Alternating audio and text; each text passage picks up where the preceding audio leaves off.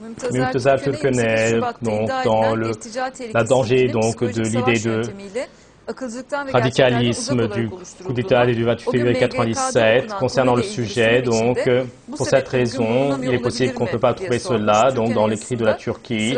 Et un carré et une femme voilée donc, fait des courses dans le marché. Ceci donc présente le danger donc, de la rétrogradation.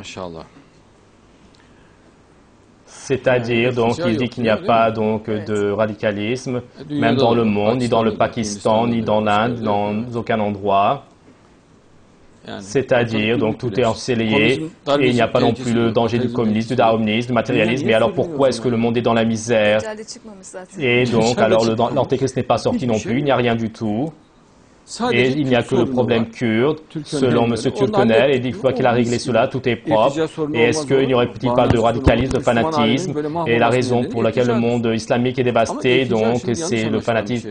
Donc, et cela sera mal compris. Donc, la rétrogradation, c'est celui qui va à l'arrière, qui s'inspire du passé. Car Atatürk, nous allons dans le passé, donc, en tant que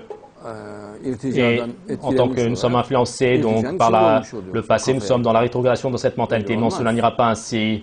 Et donc, nos richesses sont dans le passé, dans l'arrière, par exemple, l'Empire ottoman, les périodes du prophète. Pour cette raison, la rétrogradation n'est pas une explication sensée. Même pour le communisme, on peut dire donc la rétrogradation, c'est une philosophie qui date de 100 ans. Et on peut dire qu'il parle de 100 ans en arrière. Ceci n'ira pas. Mais donc la contrepartie du mot, c'est le sectarisme religieux. Donc le fanatisme, c'est un mot un peu lourd. C'est un mot donc qui pousse un peu. Mais le sectarisme religieux, oui, c'est un mot technique. Et il faut dire donc le sectarisme religieux. Et si tu parles de rétrogradation, et même donc hier, tu ne peux pas le prendre comme exemple. Même un mois auparavant, tu ne peux pas prendre cela comme exemple. C'est-à-dire, donc, il faut que tu luttes avec les secondes. Une telle chose, cela n'ira pas. Et en ce sens, donc, le sectarisme religieux est tout à fait à sa place. Donc, il y a le danger du sectarisme religieux. Il y a le danger du sectarisme religieux. Il a enveloppé tout le monde islamique et il a dévasté le monde islamique. Et la raison du coup d'État en Égypte, c'est le sectarisme religieux. En Palestine, le fait que les musulmans se dévastent les uns les autres, c'est le sectarisme religieux. Le Maroc, l'Algérie, la Tunisie, le fait que les musulmans souffrent, la raison, c'est quoi? C'est le sectarisme religieux. La base de la souffrance en Libye, c'est le sectarisme religieux. L'Afghanistan, l'Irak. Et chaque jour, des bombes explosent. Chaque jour, il y a des massacres de masse. Et des centaines, des milliers de musulmans tombent martyrs. Qu'est-ce donc que cela? C'est issu du sectarisme religieux. Ce n'est pas la peine de faire comme si on ne comprenait pas cela.